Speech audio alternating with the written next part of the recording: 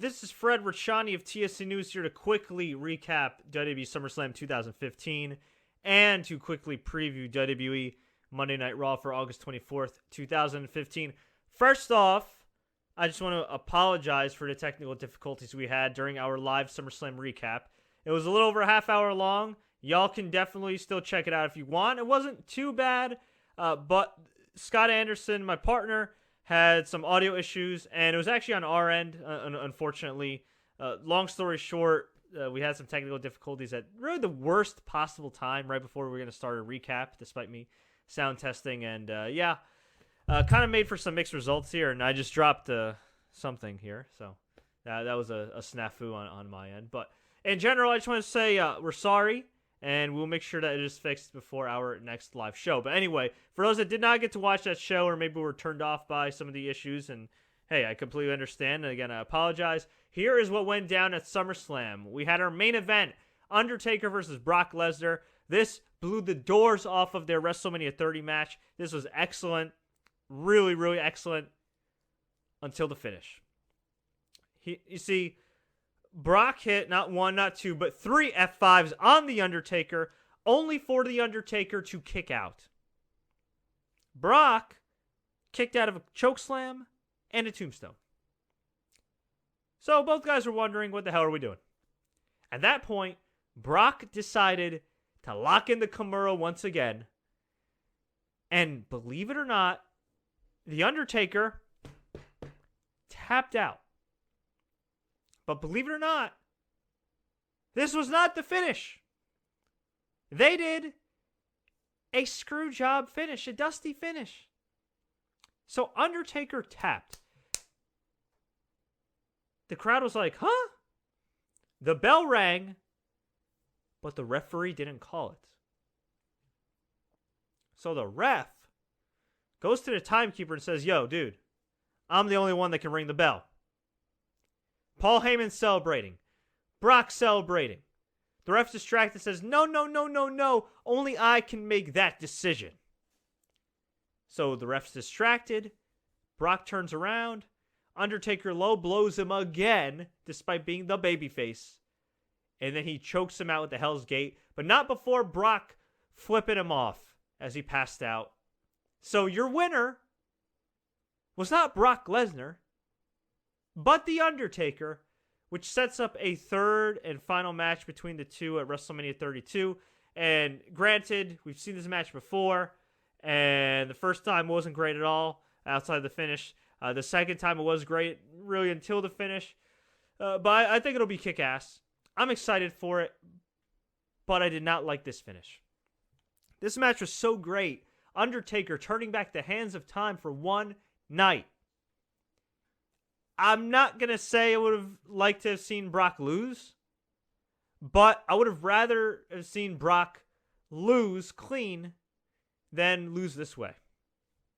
I know it might not make sense because I don't think Brock should lose in general, but to me that was such a great match. That was such a hard-fought match. The crowd was so into that match. It was such a hype match. I think a clean finish on either side, realistically speaking, wouldn't have hurt one of these guys all that much. I think it would have hurt Lesnar a little bit, but I don't think it would have hurt Undertaker at all losing, and I don't think it would have hurt Brock at all losing. It wouldn't hurt any of them, okay? It wouldn't have hurt any of them. Maybe Brock slightly, in my humble opinion, but if they were planning on doing a third match anyway, which it looks like they are now, you know what? At the end of the day, it's fine. And that's what pissed me off about this. Just that in 2015... this represents the best and worst of wrestling. For most of the match, it represented how amazing wrestling can be. How you can suspend your disbelief. You legitimately believe Brock Lesnar can kill a guy. You legitimately believe, despite this guy being a 50-year-old man, The Undertaker can whoop some ass and turn back the hands of time. You believed. But then, we had the absolute worst of pro wrestling. The over-scripting, the overbooking, the overthinking of professional wrestling. It's not that hard. There's a winner and there's a loser.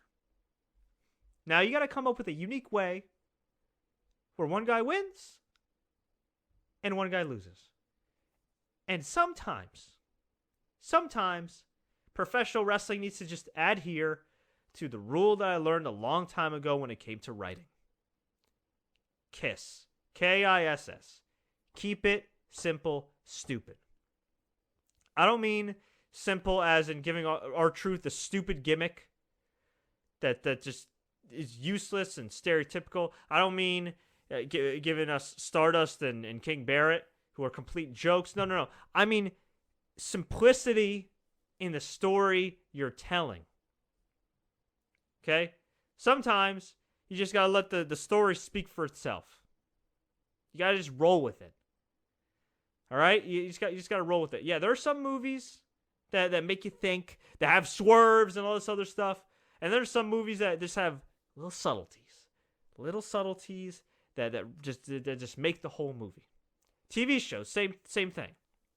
With some of the more successful TV shows, a lot of times it's not, what happens at the end or at the beginning. It's in between. It's the details. The devil's in the details. It's the nuances. It's the subtleties.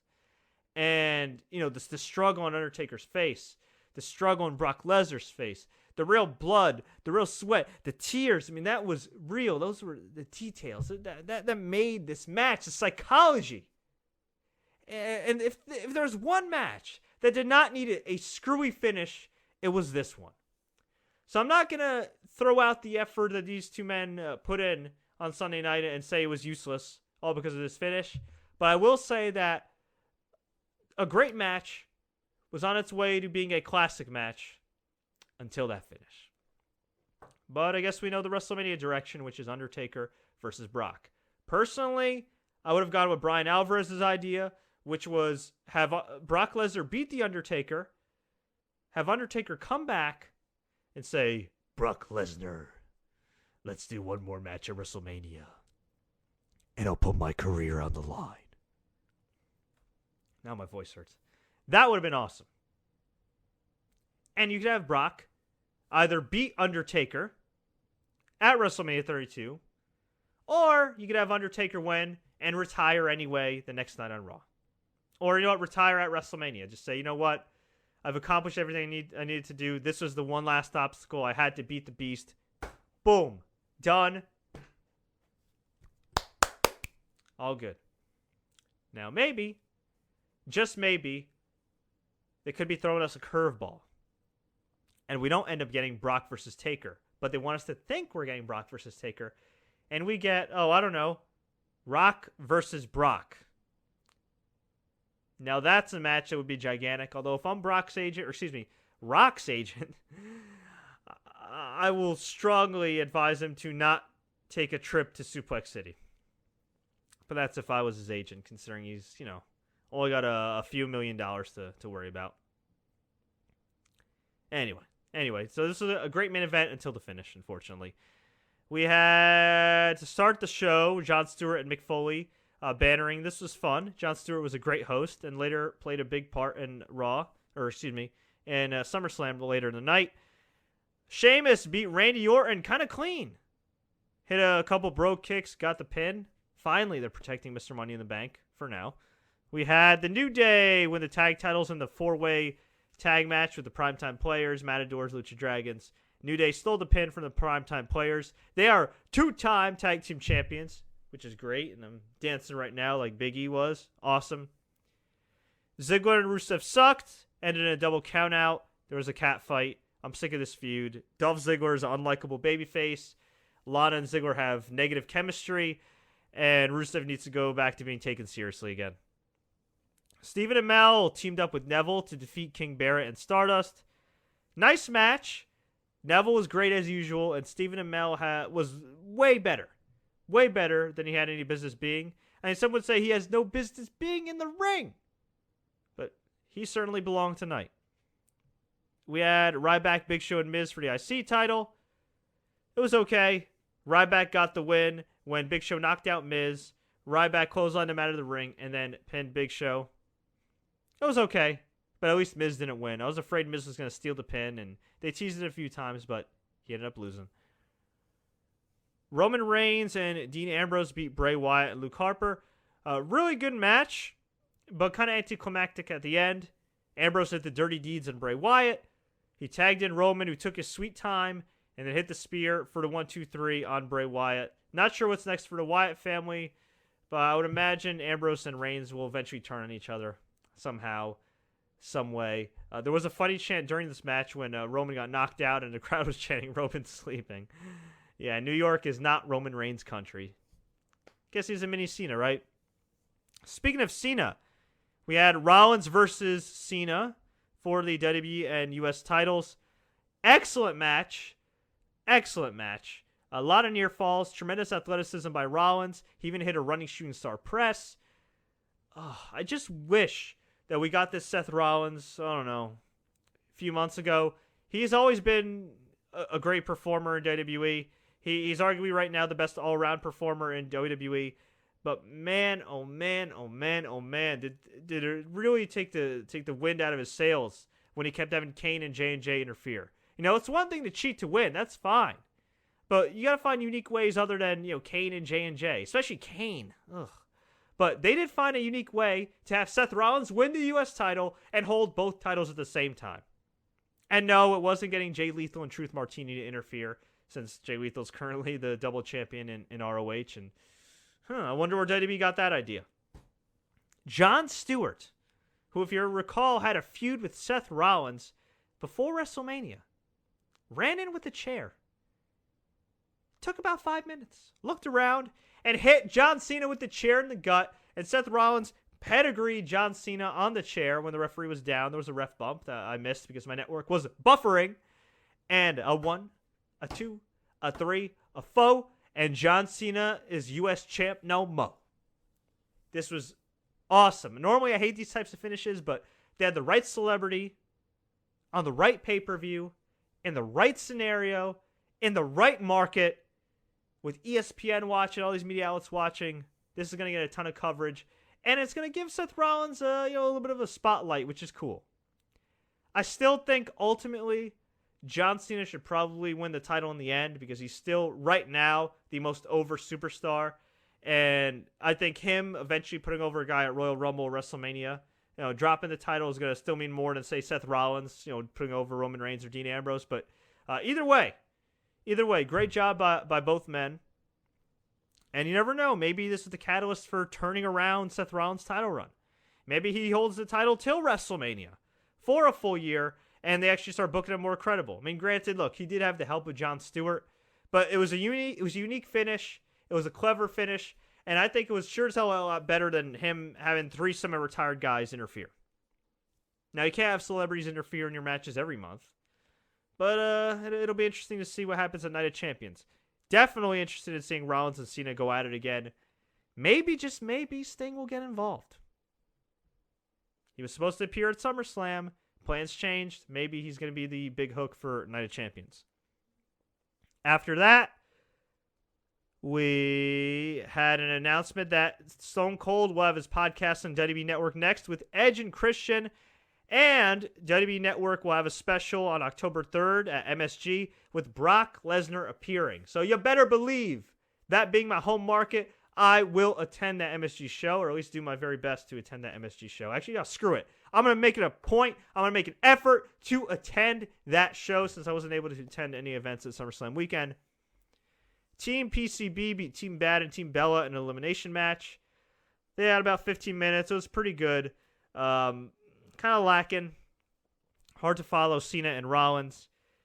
I was pissed off that Sasha Banks was barely featured. Really, really lame. She was the crowd favorite here.